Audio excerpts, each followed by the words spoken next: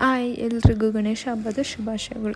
ನಾವು ನಾಗರು ಮಾಡಬೇಕಾಗಿರೋದ್ರಿಂದ ಬೇಗ ಎದ್ದಿದ್ವಿ. ನನ್ನ ತಮ್ಮ ಬೇಗ ಎದ್ದಿರೋದು ಫೋನ್ ನೋಡೋಕ್ಕೆ. ವೀಡಿಯೋ ಮಾಡ್ತೀನಿ ಅಂತ ಕೈ ಅಡ್ಡ ಇಟ್ಕೊಂಡು ಗುರಾಯಿಸ್ತಾ ಇದ್ದ. ಇನ್ನೊಂದು ಕಡೆ ನಾವು ಪೂಜೆ ಮಾಡೋದು ಲೇಟ್ ಆಗುತ್ತೆ ಅಂತ ಪೂಜೆ ಮಾಡೋದಕ್ಕೆ ನಮ್ಮ ಆಂಟಿ ಎಲ್ಲ ರೆಡಿ ಮಾಡಿಕೊಟ್ರು. ಅದಾದಮೇಲೆ ನಾನು ನನ್ನ ತಂಗಿ ಇಬ್ಬರು ಸೇರ್ಕೊಂಡು ಪೂಜೆ ಮಾಡಿದ್ವಿ. ಆಮೇಲೆ ನಾಗರು ಮಾಡ್ಕೊಂಡು ಬರೋಕ್ಕೆ ನಾನು ನನ್ನ ತಮ್ಮ ತಂಗಿ 3 ಜನ ಹೋಗಿ ಪೂಜೆ ಮಾಡ್ಕೊಂಡು ಬರೋಣ ಅಂತ ಪ್ಲ್ಯಾನ್ ಮಾಡಿದ್ವಿ.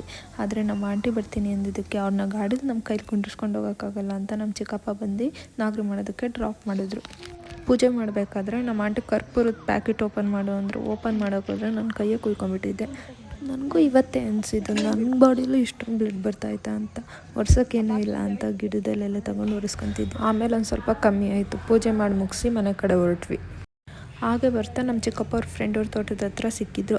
ಅದಕ್ಕೆ ಅವರು ನಮಗೆ ಸೀಬೆಹಣ್ಣು ಕಿತ್ಕೊಟ್ಟು ಮನೆಗೆ ಸ್ವಲ್ಪ ತೊಗೊಂಡು ಹೋಗೋದಕ್ಕೆ ತೊಗೊಂಬಂದು ಕೊಟ್ಟರು. ಮನೆಗೆ ಬಂದಿದ್ಮೇಲೆ ಫಸ್ಟ್ ಮಾಡಿದ್ದೆ ಟಿಫನ್ ಮಾಡೋದಕ್ಕೆ ಹೆಲ್ಪ್ ಮಾಡಿದ್ದು. ನಮ್ಮ ಮಮ್ಮಿ ಎಲ್ಲ ಹಚ್ಕೊಟ್ಟಿದ್ರು.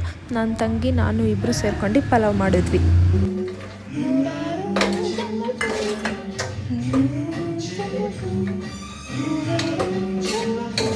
ಸಾಂಗ್ ಹೇಳ್ಕೊಂಡು ಅಡುಗೆ ಮಾಡೋದ್ರಲ್ಲಿ ಒಂಥರ ಮಜಾ ಇರುತ್ತೆ. ಎಲ್ಲ ಕೂಡಿಸಿಟ್ಟು ವಿಷಲ್ ಕೂಗೋವರೆಗೂ ಅಂದ್ಬಿಟ್ಟು ನಾವು ಹೋಗಿ ಆ ಗ್ಯಾಪಲ್ಲೇ ಒಂದು ರೀಲ್ಸ್ ಮಾಡ್ಕೊಂಡು ಬಂದ್ವಿ. ಅಷ್ಟರಲ್ಲಿ ವಿಷಲ್ ಕೂಗ್ತು ಎಲ್ಲರೂ ಕೂತ್ಕೊಂಡು ಟಿಫನ್ ಮಾಡಿದ್ವಿ. ನಮ್ಮ ಮಮ್ಮಿ ಮಧ್ಯಾಹ್ನ ಅಡುಗೆಗೆ ಒಂದು ಸ್ವಲ್ಪ ಹೆಲ್ಪ್ ಮಾಡಿರಿ ಅಂತಂದರು. ನಾನು ನನ್ನ ತಂಗಿ ತರಕಾರಿ ಎಲ್ಲ ಹಚ್ಕೊಟ್ಟು ಅದಾದಮೇಲೆ ಇಷ್ಟೇ ನಮಗಾಗೋದು ಅಂತ ಹೇಳಿ ಎದ್ದು ಬಂದ್ವಿ. ಈ ವಿಡಿಯೋ ನಿಮಗೆ ಇಷ್ಟ ಆಗಿದ್ರೆ ಲೈಕ್ ಮಾಡಿ, ಶೇರ್ ಮಾಡಿ. Thank you.